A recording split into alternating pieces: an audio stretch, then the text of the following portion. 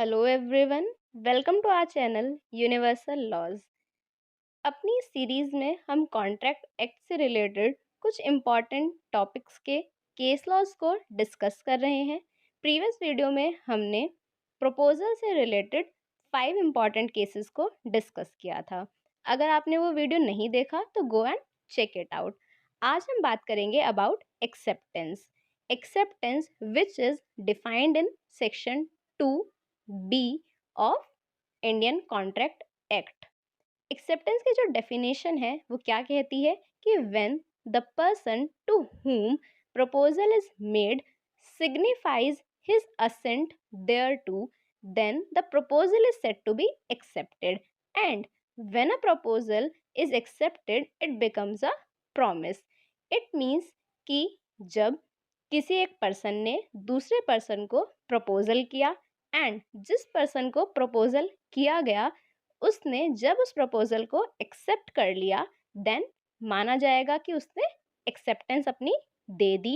And when proposal is accepted then it becomes a promise.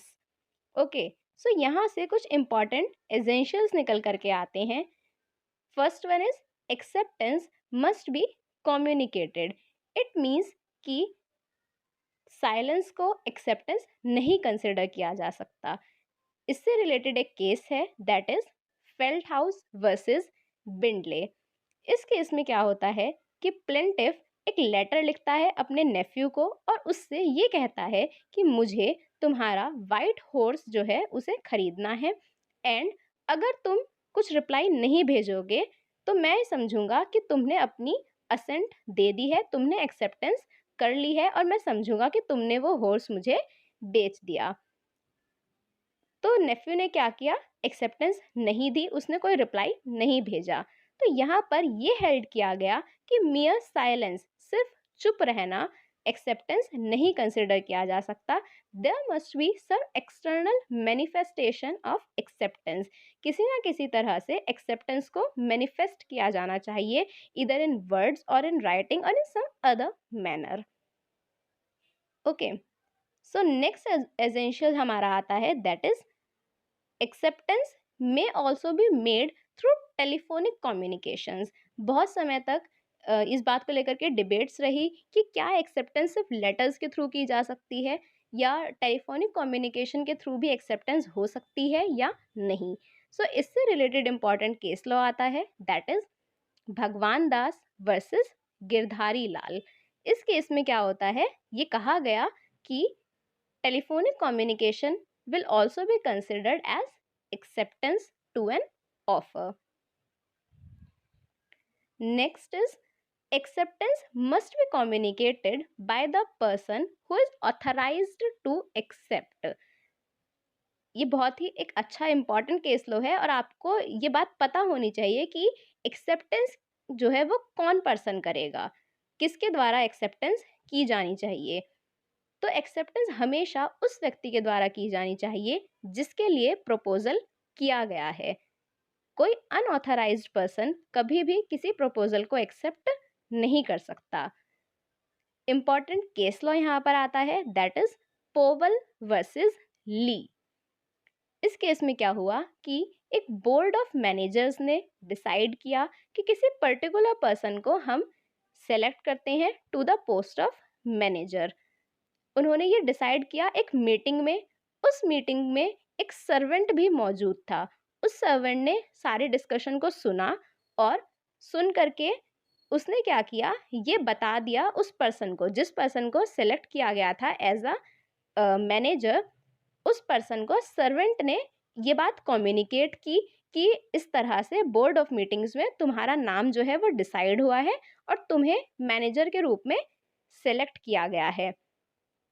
तो यहाँ पर question arise होता है कि क्या सर्वेंट के द्वारा इस तरह से एक्सेप्टेंस किया जाना, मतलब सर्वेंट ने आकर के ये बात बताई उस पर्सन को, तो क्या इसे एक वैलिड एक्सेप्टेंस माना जाएगा या नहीं।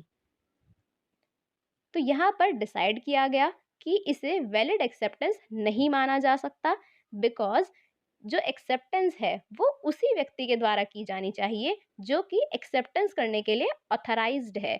सिर्फ सर्वेंट जिसको ना कोई प्रपोजल किया गया था और ना ही वो ऑथराइज्ड था, उसने सिर्फ बोर्ड ऑफ मैनेजर्स जो थे उनकी मीटिंग में जो डिस्कशन हुआ उसको सुना एंड उस डिस्कशन को अनऑथराइज्ड मैनर में जाकर के उस पर्सन को कम्युनिकेट कर दिया जिसका सिलेक्शन हुआ था।